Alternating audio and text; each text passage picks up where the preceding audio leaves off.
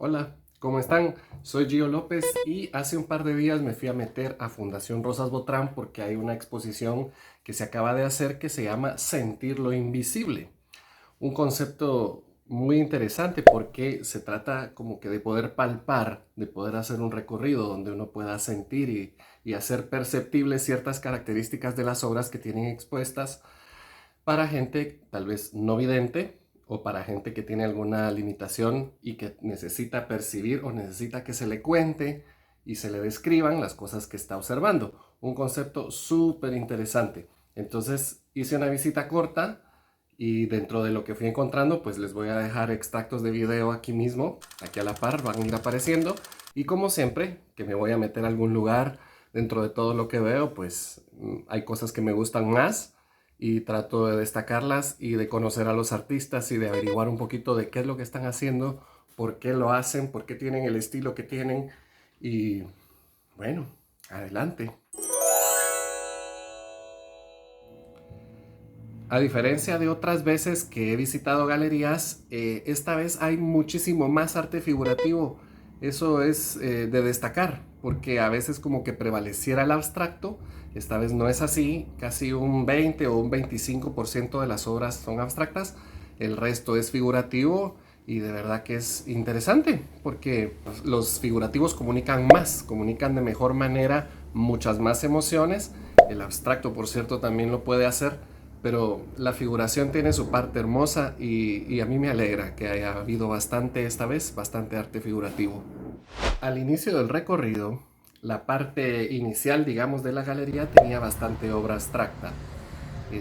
Como que la parte de mayor de pintura abstracta estaba recargada sobre la primera parte de la galería, pero luego al ir caminando voy encontrando poco a poco más arte figurativo, pintura que ya representa más colorido, más imágenes, como paisaje, como esta que está aquí, que acaban de ver de Giovanni Batz, de la cual voy a hablar al final. Muy interesante, incluso por su montaje, porque era una obra hecha sobre tapete, sobre petate, ¿verdad?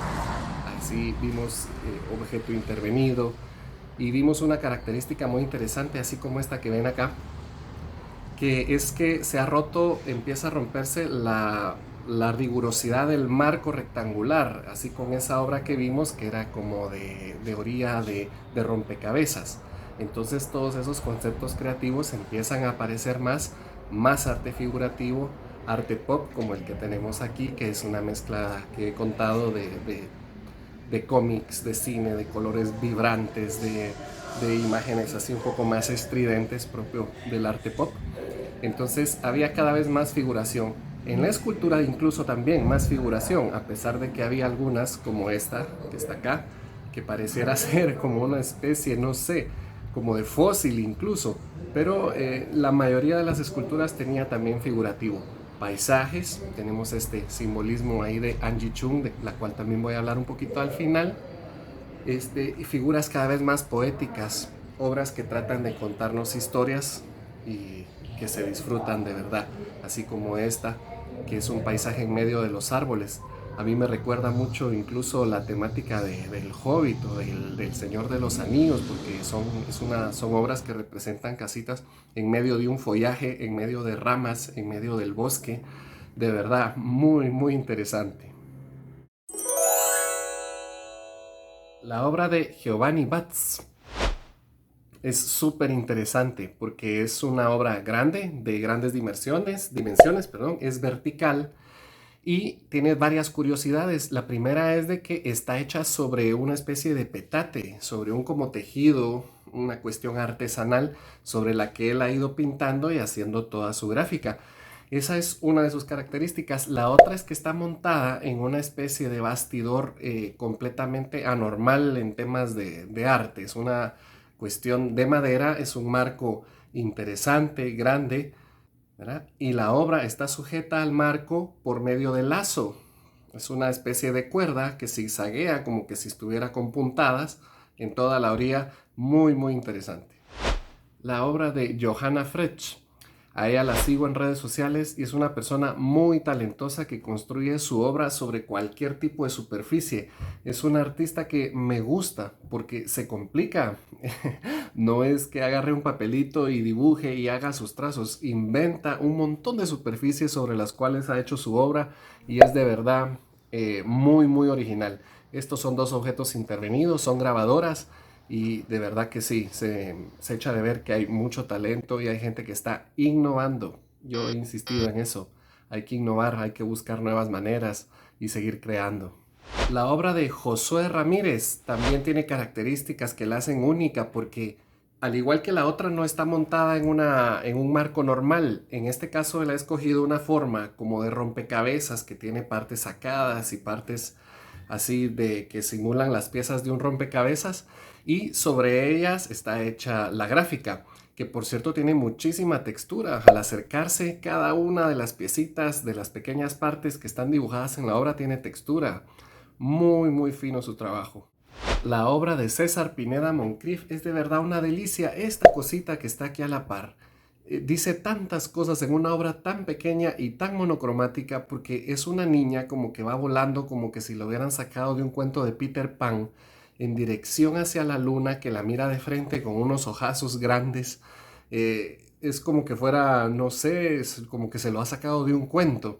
Yo he comentado que cuando voy a las exposiciones, si fuera pues con la intención de comprarme una obra, pues he dicho en varios videos que están por cierto aquí mismo en el canal, he comentado cuál obra me compraba. Esta vez, si yo hubiera ido a eso, definitivamente me llevaba esta de César. Muy, muy interesante. La obra que está acá es arte pop y cometí el grave error de no registrar quién es el autor de esta obra, pero es de verdad fantástica porque tiene una mezcla como que del arte clásico con la imagen de la muchacha de la perla, tiene por ahí un pedazo de Bugs Bunny, tiene por ahí otra cosa que parece como que es un Pokémon, todo metido en la misma obra. Lastimosamente no anoté quién es el artista. Si alguno de los que está viendo este video sabe y me puede escribir aquí en comentarios, yo se lo voy a agradecer mucho porque hay que conocer a las personas. Hay gente que tiene mucho talento y no puede ser. Ese pecadito espero que no me vuelva a pasar otra vez. Este paisaje de Angie Chung. Ella es una artista asiática radicada en Guatemala. Me imagino que debe tener sangre chapina, pero tiene un concepto de color muy, muy interesante. Ella hace una especie de paisajes como el que están viendo acá, donde cada capa es como que fueran gajos de limón, es una cosa, es como que fueran gajos de un cítrico. Divide el paisaje de tal manera y le agrega colores a cada una de las cosas que ha dividido, entonces se crea una composición bastante fuerte en temas de color y bastante interesante. La obra de Fabián Hernández es bonito hablar de ella porque él crea mundos y cuenta historias enormes en cada una de sus obras.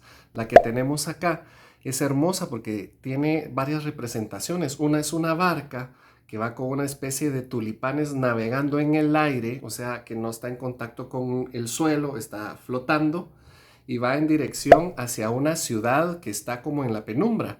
Nosotros podemos ver cada uno de los edificios que tiene su propia iluminación, como que si estuviera en el amanecer, en las primeras horas del amanecer, o bien en la tarde. Y la construcción está hecha así, con esa tonalidad de penumbra que es de verdad muy, muy hermosa. Y para terminar, la última obra que de verdad yo aplaudí de pie porque había muchas y yo insisto en que es imposible agarrar solo 10 o solo 5 o solo 8, es imposible. Hay muchísimas obras buenas. Esta obra de Joel Batz me recuerda tantas cosas porque es un paisaje, es una construcción de una casa como de madera que está en las ramas de un árbol que para que eso existiera, pues el árbol tendría que ser gigante. Estamos hablando no sé de qué tipo de árbol, pero me recordó mucho cosas que yo vi, por ejemplo, en películas que me gustaron, como El Hobbit o como El Señor de los Anillos, porque tiene su puentecito de madera con de gradas de madera que van de un árbol a otro, incluso en la parte de arriba solo se ve la escalera que te va a llevar de un árbol a otro o de una casita a otra. Es de verdad hermosa, te hace pensar bastante. En resumen, esas son las obras que más me han llamado la atención en esta exposición de Sentir lo Invisible. Tengo que decir que sí, El nombre está muy bien escogido, sí se cumple porque sí hay una experiencia, sí hay una sensación que te produce andar por ahí. Ves la gama de colores, ves las obras figurativas, ves todas las cosas que hay y sí te produce emociones que están interesantes. Entonces, hasta por el día de hoy esto es. Tengo que agregar también así rapidito que las obras que yo menciono son para destacar el trabajo de los colegas. Lo importante acá es que mucha gente pueda conocer el arte que se está haciendo en Guatemala porque hay mucho talento. Entonces nos vemos en las próximas exposiciones, vienen más eventos, viene una súper interesante, una exposición súper interesante donde el arte está hecho en zapatos y yo pues espero visitarla y espero dejarles un resumen de todas las cosas lindas que seguramente voy a ver por ahí. Así que nos vemos pronto.